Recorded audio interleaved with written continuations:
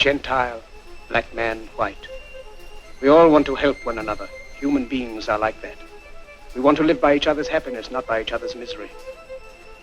We don't want to hate and despise one another. The way of life can be free and beautiful, but we have lost the way.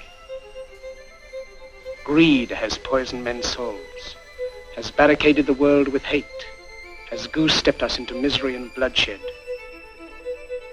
Our knowledge has made us cynical, our cleverness hard and unkind. We think too much and feel too little. More than machinery, we need humanity. More than cleverness, we need kindness and gentleness.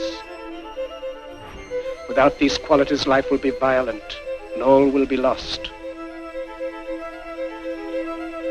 To those who can hear me, I say, do not despair. The misery that is now upon us is but the passing of greed.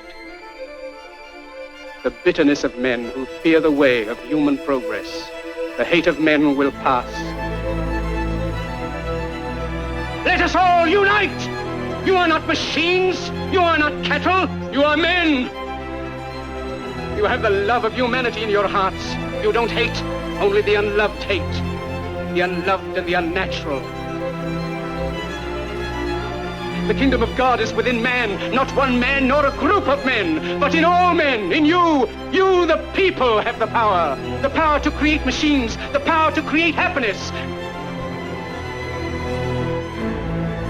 You, the people, have the power to make this life free and beautiful, to make this life a wonderful adventure. Let us fight for a new world, a decent world, that will give men a chance to work, that will give youth a future and old age a security. Let us fight to free the world, to do away with national barriers, to do away with greed, with hate and intolerance. Let us fight for a world of reason, a world where science and progress will lead to all men's happiness.